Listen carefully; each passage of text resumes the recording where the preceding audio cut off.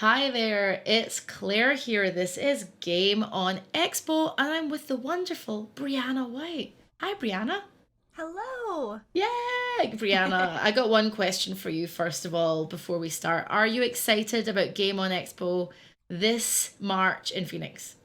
I am so beyond excited. It's Yeah. going to be one of the biggest cast appearances that we've ever done. Oh my gosh, I know. What is the buzz been like online when Game On Expo put all of that out and put the big group picture out? What were people saying about it?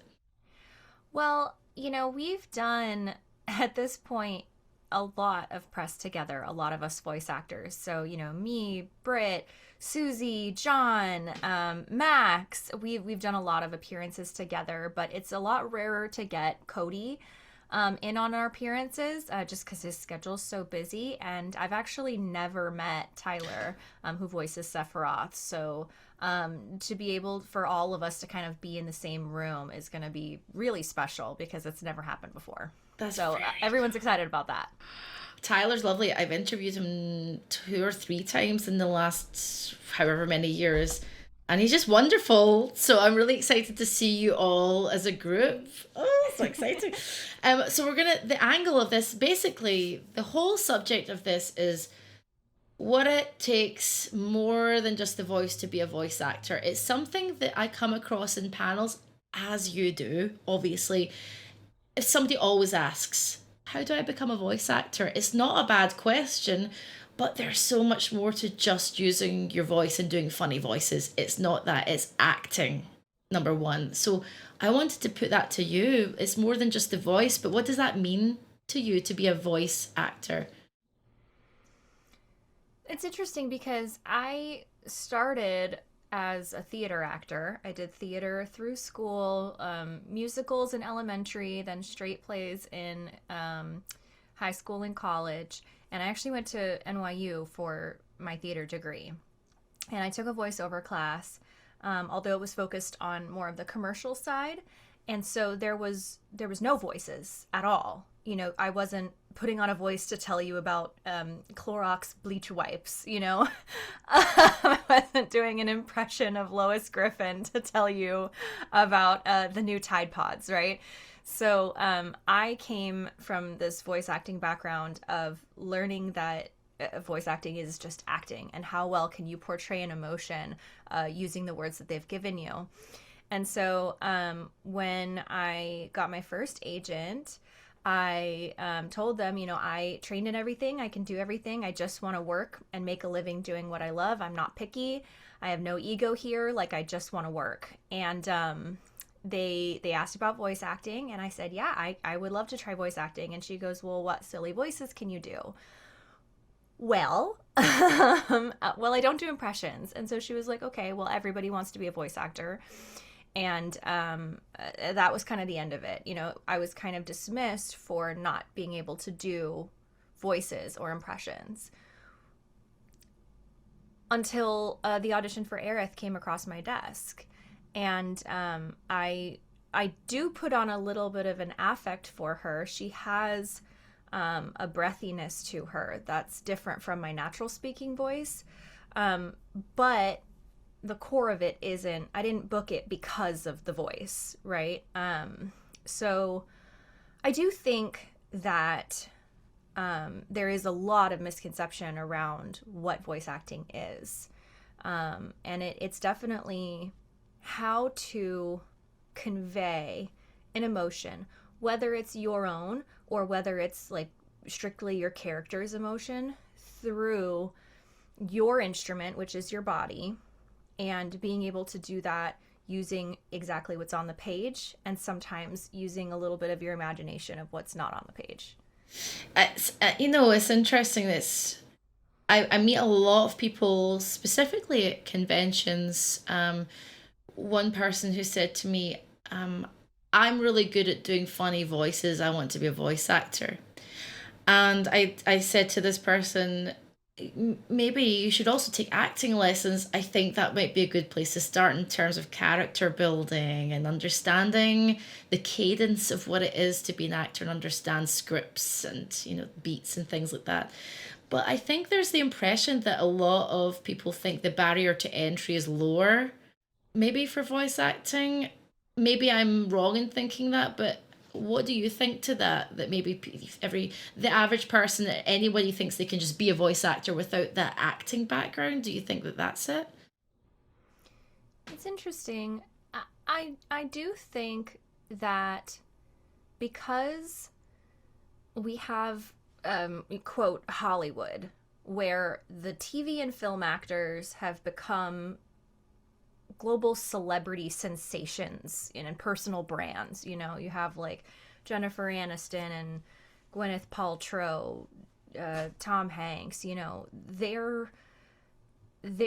everyone knows they can't be those people. But when you watch something like Law and Order, and you see, a girl being interviewed, who worked at a behind a grocery store cashier desk, right? Like, I think people hear voice acting and they go, if I can do that voice, I can be a voice actor. Versus if you see someone really like embodying a role on TV and film, I think a lot of people view that differently. And I wish I could say why. I think there's something to the fact that we just know a lot more about TV and film and how it's made and so much more behind the scenes, whereas we don't see or hear about as much of the behind the scenes of voiceover.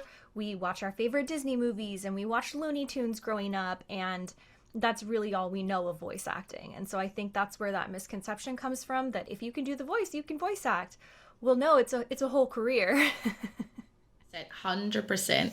And what I've observed from, especially from panels at conventions, what I've learned from speaking to actors like yourselves is that there's such a community behind certain games, cartoons, which doesn't exist when, I mean, it's not like film actors don't have their fans and the people around them too, but there's something sort of different as I've observed from those communities. I always feel there's fans and then there's communities, and there's communities that grow around things like Final Fantasy or Has Been Hotel or anything like that. I mean, that's obviously something you've found through doing this, like the community aspect. Was that something that became a surprise to you as you went on? It's interesting because I was a actor, working and auditioning, and in the meantime, I was also going to become a streamer. Like, I was playing video games online, and so the community building aspect I didn't realize was associated with acting as well as, say, something like streaming or gaming. I've never been part of a gaming community until I started streaming video games. Because when I was growing up, you had a Nintendo or you had like a Game Boy and you played those games, but that didn't make you a gamer.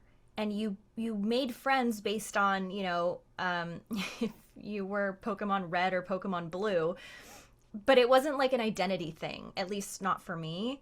And maybe that's just because of like back in the day, like the gamer identity was so tied to being male, and you know, who knows, right? There could be a lot of factors, but yeah, the community aspect of it is definitely something that surprised me about Final Fantasy. When I got cast as the role, I kind of thought that my community on like Twitch or YouTube would be like my community, but now I'm part of this like Final Fantasy community that may never watch my streams or watch my content, but I'm still part of their community. It's interesting. I learned a lot as a streamer myself, especially over COVID. My gosh, when all of my contracts get cancelled, and then I was like, okay, I gotta really put my time into streaming now. Let's do this. And I learned so much about myself as a performer on stream. What have you learned over the years as a streamer that has then informed you, or maybe not, as an actor and as somebody else, as a creator in the world? Has streaming informed you in that way? I think so. I think there's two levels of it. I think the behind the scenes aspect, as a streamer, I have to have a baseline technical proficiency about how microphones work, about how audio levels work, what does gain mean, what's a compression filter. Things like that are just kind of things that I just really struggled through as a streamer, like just trying to figure out one thing one step at a time, like every other streamer, I'm sure. And that has helped me, of course, in my voice acting, because there are things that I understand about the technical side of things that I would not necessarily understand otherwise. So from that aspect, like behind the scenes, like it's definitely helped a little bit.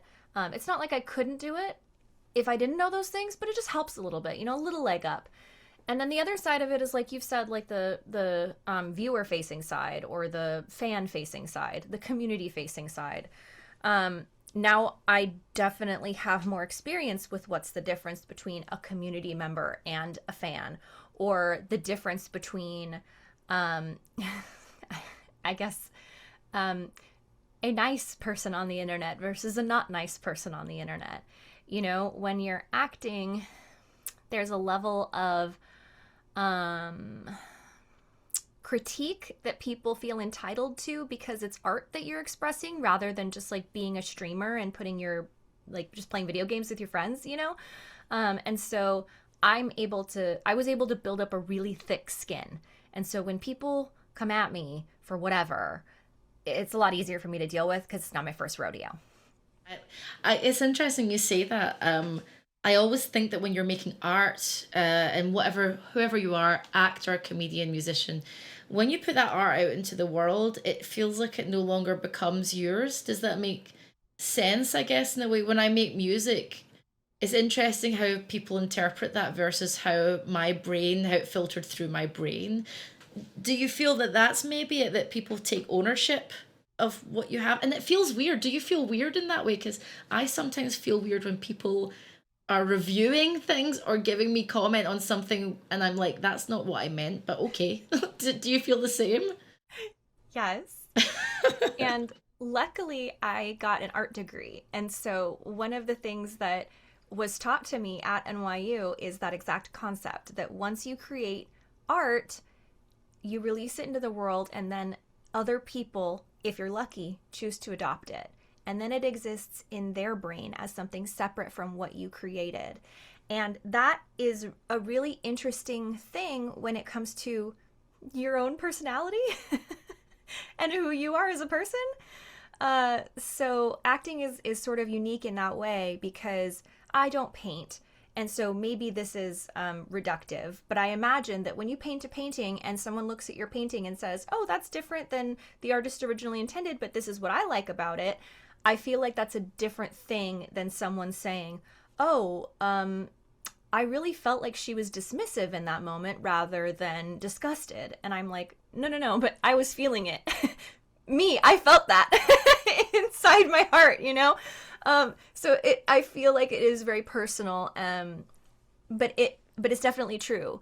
And it's a little bit of one of those things that I think it's always a struggle, but it's a struggle that you have to accept, I feel.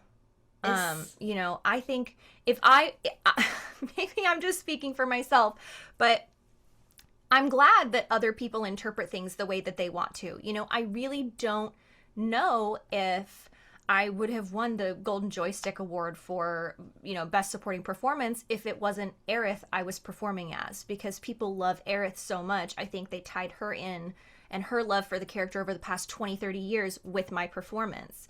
You know, so if I was judging my own performance, it is going to be different. And sometimes that happens in bad ways, but sometimes it happens in good ways. Are you a performer that judges themselves harshly? I mean, I think as creative people, we all kind of judge ourselves. You know, that's the industry or the vibe you find yourself in. But do you still do that? Do you try not to do that? How do you feel? I am extremely self-aware. And I think that I have, over time, managed to turn that into self-aware from self-critical. I think that they are really two sides of the same coin. And this happened a lot when I was streaming Final Fantasy VII Remake. I would notice that, oh, my voice was really clogged there. Like I really had a sinus issue that day. Or, oh, my throat was really scratchy. I just come back from a con. And so I was like, my voice was almost shot. And I can hear that clear as day. And not only hear it, but also point it out to other people when I hear it in the game, having forgotten that that's what that day was like. And they all say, no, I don't hear it. 100%. It's really... But I also don't, like, bash myself for it, you know? Like, there are, of course, some moments where I go, oh, I wish I would have taken that line a little differently. Sure. But it's one of those things for me... I don't know if anybody's like done any sort of like CBT in therapy. It's sort of that idea about like a thought can enter your brain, but it doesn't have to take over your brain.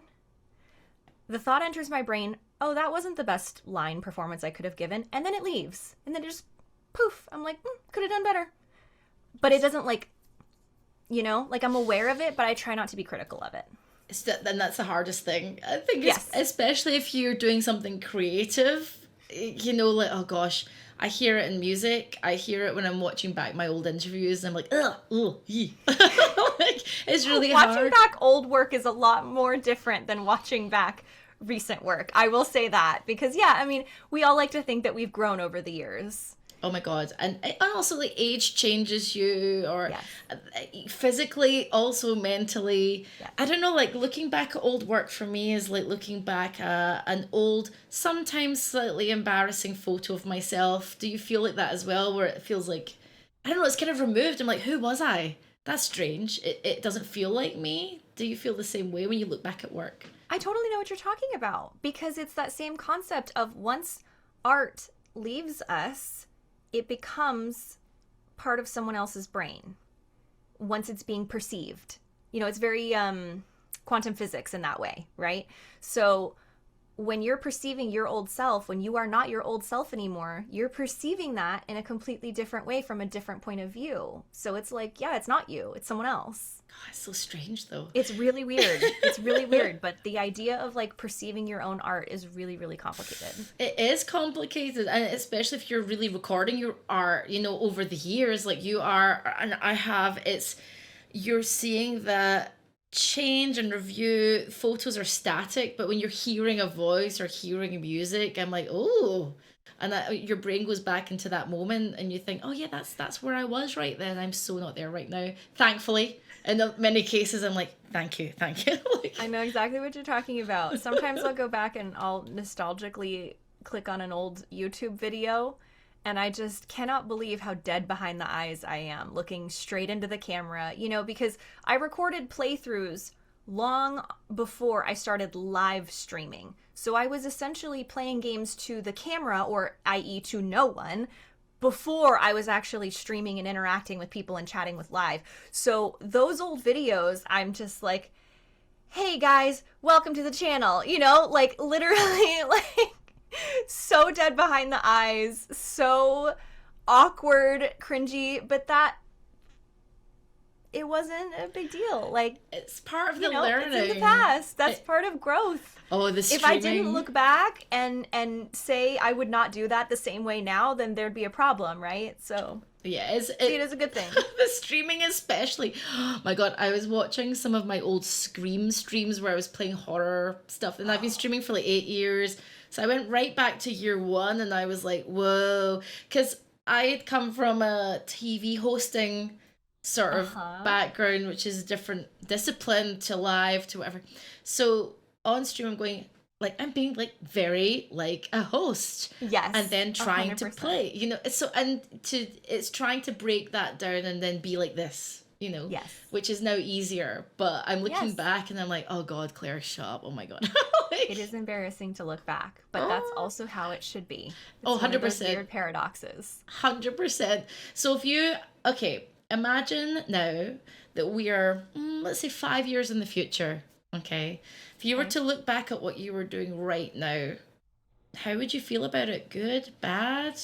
How do you think you're going to feel about it?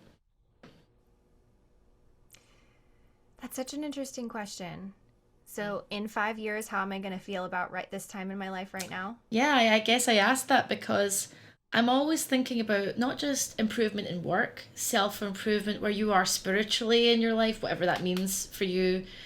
And I think for me personally, if I was to answer the question, I'd say I think I'm on the right track. And I think I'm definitely doing the things that make me happiest right now. It's taken me till middle aged, but I'm happy now, and I hope that that track keeps going. So I think I'd look back as it's a real pivotal self improvement point, but good, positive. How do you think you're going to look back on this era of your life? I think about this a lot actually because right now I'm in a period of my life where um, when I was signed on as Aerith, I was told that this would be a trilogy, likely. Not guaranteed, but likely. And so I prepared mentally for this idea of I might be able to have work secured for the next 10 years. That's one of the most incredible gifts I could have ever asked for. And now, we're nearing towards the end of that, and I go, what's next? And everybody asks me what's next. All the interviews I do where people come up to me at cons and say, oh, so what can we hear you in next? And to be honest, I don't know. I don't know what's next. I want to keep working in video games. I want to keep creating. What that looks like is sort of questionable. And I've always kind of followed this tenet of I don't really care what I'm doing. I just want to make a living doing what I love. I don't want to be famous. I don't need bajillions of dollars. I just want to make a living doing what I love because you get one life, I agree. And I look back 5 or 6 years ago, I had just I walked into a regular streaming hosting gig that I had. I did a game show every single Monday, and I walked in one day towards the holidays, and they said, "Okay, today's your last day," and I said, "What?" What a way to find out. What do you mean today's my last day? And they were like, "We're canceling the show. So bye bye. You'll not be getting a paycheck next week." Holy crap. Okay. Right. So I panicked, like at that point I said, what's next? And I got the audition for Aerith like the next month and actually booked it. And so I think about the fear that I feel right now, not knowing what's going to happen. And then I think about how I felt in the past, not knowing what's going to happen. And to be honest, if I follow that North Star of I just want to make a living doing what I love, and I don't really care about the how or the details or any of the little stuff, I think it's going to be okay. I like that, and I'm very much with you on that. I think especially in the times that we're living in with social media and everything else, there's always this pressure of what are you doing next? What are they doing? And what are their friends doing? And I think that noise keeps this low state of anxiety going. Like, should I be doing that? Should I be doing this too? And especially for our industry, you're looking at your peers as much as we love them. It would be ignorant to say that you don't sometimes think maybe should I be doing something more? And Oh, absolutely. it's okay to do nothing. And so, like you said, life kind of throws it up at you at the right time. So I Yeah. think that's a nice answer, and I think it's okay to be relaxed and just go, it'll come. Like so. Yeah, a bit. I mean, there's not to say that I haven't had those moments of looking on social media and seeing that the big project that I worked really hard on that audition went to a friend of mine. And I have to go, I'm so happy for you. I know. Yay for you. And I genuinely mean it. I would never hold it against someone that I love for getting something awesome. But at the same time, yeah, of course I worry for myself. Both things can be true. Both things can be true where I go, you were obviously the right pick for this, and I'm so happy for you. You are perfect in this. However, what did I do wrong? Why am I not perfect for this? What could I do better next time? And that little like voice like bubbles up in your throat, where you're just like panicking. I definitely have those moments, and it's even harder the higher you go. So like the higher, I mean, in your career, right? So like when I was auditioning for you know, I'm just going to say this because I auditioned for a lot of these when I was like a starting TV and film actor, but like whatever side bimbo, like when I was auditioning for side bimbo number 3 and I lost that role, it was like, whatever, I didn't really want that. Like, would the paycheck have been nice? The $150 they were offering? Yeah. Sure, right? Like, that would have been nice, and one more credit would have been nice. But, like, am I that upset? No. However, when you audition for something that's like the new big trailer that launches at the Game Awards, and you're like, I really wanted that. I know. I know. And you get to see someone you love, like, go through all that excitement, and it's so awesome for them. But then you're like, gosh, I really wanted that too. That's really hard. And putting that aside and being able to still look at that North Star of, hey, am I making a living? Hey, am I doing what I love? Yes, I'm good. That redirection, that mental redirection is really, really hard. Oh, it's very hard, but I think you hit the nail on the head with what you said about both things can be true. You can be extremely proud and happy for folks in your circle, but you can also have sadness or disappointment or insecurity about what you're going through, and it's really okay. I think we're taught in life to just swallow it down and, actually exploring that and going, you know what, I'm just going to feel it. I'm going to feel a little bit crap about this, but still be happy over there. It's so difficult. I've been through that, like yourself, so many times where I've gone, cool, that's just great. Okay, Yeah. just gonna hug my cat for a while. Just think about my life choices, and that's okay. But I think the older you get as well, the more that you go through. You're right. It's the North Star. I'm very much at that stage where I'm like, you know what? I want to just have a good time and have fun, and the paying of the rent and all that will sort itself out. But I just need to just enjoy the work, or else what are you living for, right? So easier said than done. Of course. Totally. And there's also the both and of, if I'm not where I want to be right now, why don't I get myself in acting classes? Why don't I myself do some more work? Yeah. Because if I feel like I'm not working hard enough and it's not paying off in the way that I want it to, then maybe I do need to do a little self-reflection, and maybe I do need to put a little bit more energy into XYZ. But that comes back to focusing on what you can control. Because what you cannot control is that you auditioned for something, you worked really hard, but that casting director spilled their coffee right before your audition, and so they were in a bad mood. Yeah. Or their baby was screaming, and so they couldn't really hear the nuance in your performance. Absolutely. Like any of these things could happen because art is a totally subjective thing. Or maybe when I submitted that audition, I cared a lot and I really felt like I did a good job, but listening back to it, 2 weeks later, I go, oh, that was not my best work. Yeah. You don't That happens too. And so, like, that's not in my control. No. As long as you did the best you could at every moment that you could, which is to say you can't always do your best. That's not how your best works. Yes. There's limited times and places where you can do and be your best. But also, like, focus on what you can control. Okay, so that audition did not go well. Let me take an acting class. Yeah. Let me get into a workshop. Let me go network with someone at this mixer. Like, don't worry about what you can't control, but also, don't just, like, sit on your laurels. No, like, no. Go get to work. 100%. There's both, right? Like, it's both and. 100%. I think especially with creativity, you can always learn. Like, there's never an end to being a great actor or a brilliant guitar. I'm always learning guitar. I'm always trying to improve skills. And also, I think what you're saying is putting that energy out there and worrying about all of the externals that you cannot control, to take the energy back and put it into yourself, I think is important, because we can't get time and energy back. So keep it here. And sometimes you're just not somebody's cup of tea. Yes. They have an idea. Maybe they want someone who looks like you, Brianna, but they're not quite you. You didn't quite make that mark in their head. It's the same with me or whoever else. That's all right. I don't know. I think now as well, I just think I'm tired. I'm just kind of old and tired and I just want to be with my Yes. cat.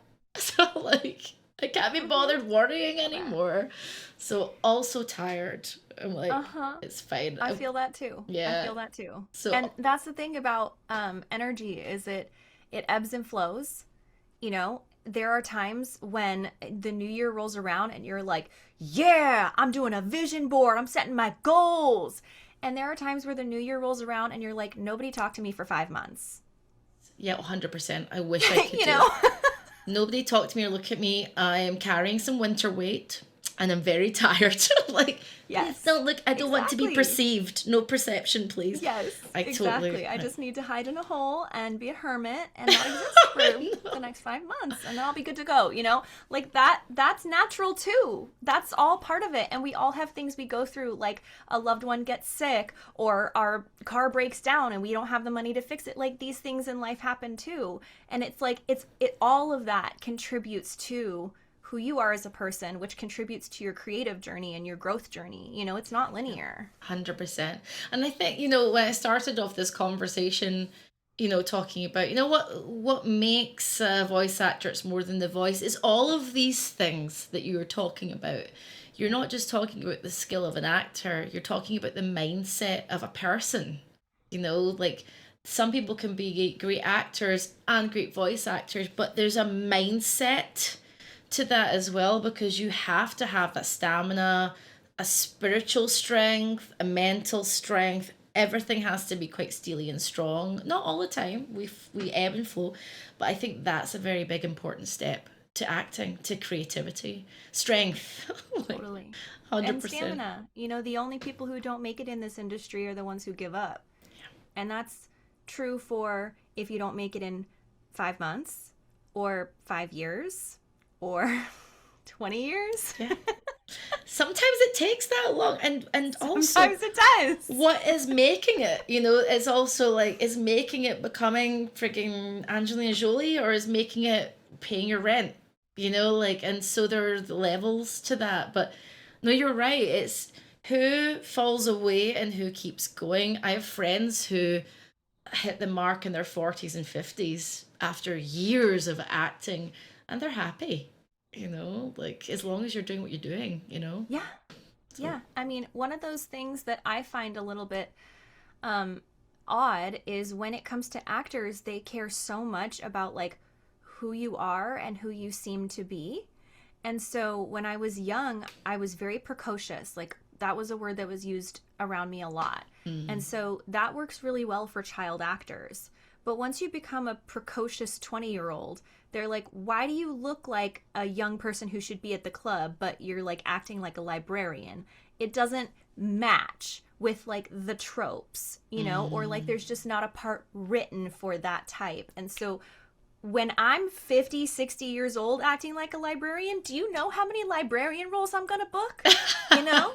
I love Like it. just wait, like sometimes that is the acting industry is does your insides match your outsides? Does the way that you portray yourself match the way that other people see you? And does that portray on film? Completely out of your control. None of that is in your control. Also, So, tastes change, right? So like back in the Legally Blonde era, blondes were where it was at. Every woman on camera was blonde. yeah. Not anymore. I actually quite like where we're at now because you can even be someone who looks a certain way. People think a certain thing about you, but you can go make content, go be a streamer, and go do what you want now, and you can completely subvert their idea of you. And I quite like that. I think now we're in a time with a lot of noise. There's a lot of things, but that subversion, like you don't have to just be the blonde, quote unquote bimbo, anything like that. I don't have to be like the odd nerdy friggin' dark haired Scottish alternative person. You can be anything you want. Are you happy about that? Like, do you like subverting that opinion and do you do it often? That's a good question. I think a lot of the acting industry, because I've always wanted to do this and because I've been sort of in and around the acting industry since I was very young, I mean, 10 years old, I internalized a lot of it. I internalized a lot of the negative messaging. I just looked at an old picture from like 2015, 2016 of myself, and my hair is like down to my belly button. And the reason it is because one agent told me, yeah, I mean, you look younger when your hair's longer. And so I said, bet, I'm going to grow my hair to my belly button. You know, like, and I never got my hair cut because one person told me that I look younger, and younger means that I can play a teenager when I'm not a teenager anymore. You know, 18 to look young is like a term in the industry of they want someone who can be paid and who can work the schedule of an adult but look like a teenager. I internalized a lot of that. And so this idea of like, do you like to subvert expectations and ideas? I'm like, yeah, in person, I guess I do, because I just am myself, and sometimes that surprises people. But like in the acting industry, I don't know if that's something I seek out necessarily. It's just more something that like I feel like I'm constantly fighting against a tide instead. Interesting. I think I asked that because like at the moment I'm in the mode of wanting to subvert opinion. I kind of like I quite like mixing it up. I kind of like shocking people as well. I think my whole job is not shocking people, because obviously when I'm on the stage, you have to make everyone feel comfortable, and I can't. That's a terrible interviewer would be somebody who deliberately shocks the guests. Say, I've met some guests unless that's your thing. Hey, some guests love it. Their thing. Dude, like some guests love being shocked and they love going down that route, but you have to be very emotionally intelligent to kind of gauge how that feels. Yes. But I kind of am in the mode now with stand-up and comedy and all the things I'm about to do, where I want to throw everything out and go, F that, this is exactly what I want to do. So it's interesting. I'm not an actor, so I don't have that same feeling. I'm not going for auditions. So it's interesting, but I like the layers that people have. I meet so many actors where they look a certain way, they play certain roles, and then I get shocked. I think it's really interesting, and that's why I like people, because people are interesting. So I agree. I would say, though, I meet more actors who are their bullseye rather than the opposite. Ah, really? Truly. Okay. I mean, the more actors I meet that I go, oh, wow, you really are just like your character. Fair. That's much more common, I feel. Interesting. I think there's a difference for me maybe between the actors who do a lot of gaming and animation, and then I don't want to segregate, but the actors that I meet that are quite big actors and they've done like, you know, they're in the MCU or they're doing all of those kind of things. Oh, it's a completely different feeling, because it's like, right, this is the brand. I have to be a certain way, and when you scratch the surface and it's not like that, it's quite nice. But I would say that I can understand that for sure. Yeah, there's like you know what it reminds me of? It reminds me of, and people like this in people, but people like it in characters too. When Aerith, you meet her, she's this sweet flower seller with this, you know, angelic face. You meet her in a church, you know, she's a gardener. And then she's walking across the rooftop, she slips and she says, shit. People come up to me at cons all the time still. Even though that game came out 6 years ago, people come up to me all the time and say that is my favorite part. Because that is that subversion. That is that, oh, this person has depth. Oh, this person isn't all that they look on the surface. And I think people really like that. I think it adds a little bit of, I'm going to say, connection. Because I think we all feel that way. We all feel misunderstood, that there's more to us than meets the eye. And so when we see that there's more to somebody else than meets the eye, we go, we're the same. Yeah. They're like me. And I think that's really beautiful. I love that. Because all we do all day long is wear masks on different levels, you know? So to be able to see that everyone's doing that, you're right, it's so obvious to say. Yeah. But saying it kind of gives people permission to go, oh, well, maybe I can look beyond that or drop that mask. And in that moment, Aerith dropped that mask, you know, and so that's interesting as well. I like that that's the moment that people connect. I loved when she said shit. I really like one word gives away so many layers. That's what I love about good characters, though. That's good writing. Exactly. And good delivery. It's good everything. It's good storytelling.